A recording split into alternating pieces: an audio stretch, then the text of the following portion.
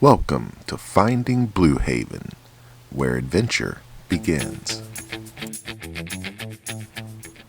Finding Blue Haven is the story of three people, Mike, Alicia, and our son Ross, on an amazing journey spanning from the gravel roads and cornfields of Missouri to the sounds of gulls and beautiful water scenes of the East Coast. And of course, boats, boats, boats, and more boats. The reason? One little sailboat. Well, if you consider 50 feet little. Maybe I should also mention we didn't know how to sail yet, hadn't even been out on a sailboat, and didn't really know a lot about sailing. Regardless, we decided to go for it. Sold everything, our business, house, a vehicle, got rid of a ton of stuff, packed up and moved 1,100 miles to the Solomons, Maryland area, all for this boat to start a new life.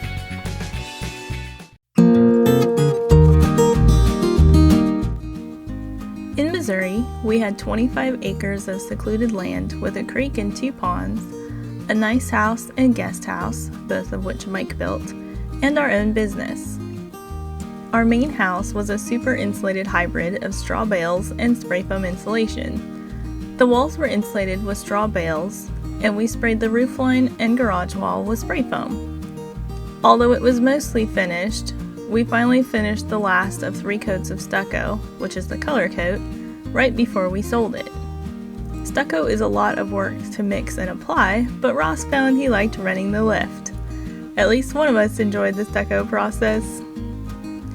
We lived completely off-grid for 5.5 years with a ZoneWorks passive track rack, 12 British Petroleum solar panels, and a battery bank of 18 deep cell Trojan batteries.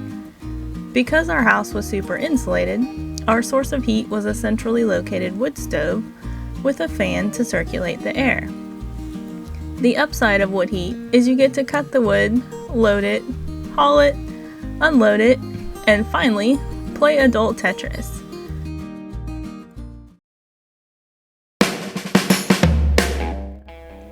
Mike has been in construction his entire life, and though we started out with a construction business, we eventually moved exclusively into spray foam insulation. We sprayed everything from giant projects on military bases to tiny deer stands. We even sprayed a house for Extreme Makeover Home Edition, met some of the cast, and made it onto the aired show. Business was great, but it was consuming almost all of our time. This was all a crazy rat race, and we were missing out on the most important things, namely our family.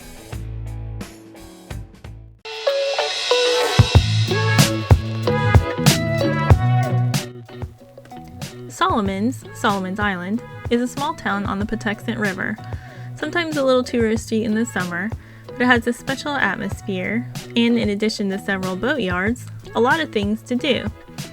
Some pretty awesome boats come to visit for touring, such as the Pride of Baltimore II. There are several restaurants, bars, shops, and a marine museum which offers a plethora of exhibits, boat tours around the Patuxent and under the big Governor Thomas Johnson Bridge, programs for the younger generation like the RC sailboat racing, and big concerts. The boardwalk runs along the side of the island with beautiful views of the Patuxent River. Calvert Cliffs are just a few miles away, where an almost 2-mile hike is rewarded with a fun fossil search. Mike started reading sailing books like they were going out of style, finally began searching, and eventually we found our girl, a beautiful 1976 Hudson Force 50 Stratego. That actually wasn't her name when we bought her. However, considering her name was low expectations, and we had high expectations for this venture, we opted to return her to her original name, Stratego, still displayed across her stern. She's a beautiful 50-foot boat, in need of a lot of TLC after over a decade on the hard, meaning on land, but the perfect boat for us. 3 cabins, 1 head with a walk-in shower, a big galley, and comfortable midship area to hang out in.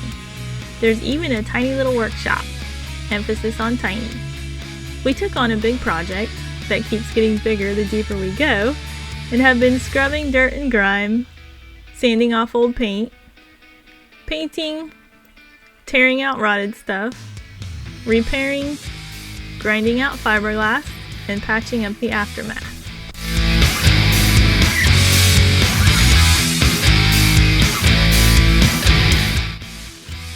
Mike got a job as a technician at a local boatyard, and we eventually moved Stratego from the boatyard she was in when we bought her to the one where Mike works. Every day he can look out the window of his woodshop and see our boat. It's a good inspiration.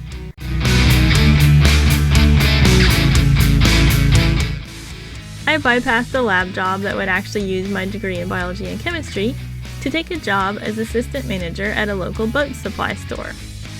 We wanted to immerse ourselves in the boat world and are learning a ton about boats, something that comes in very handy while we restore our own boat.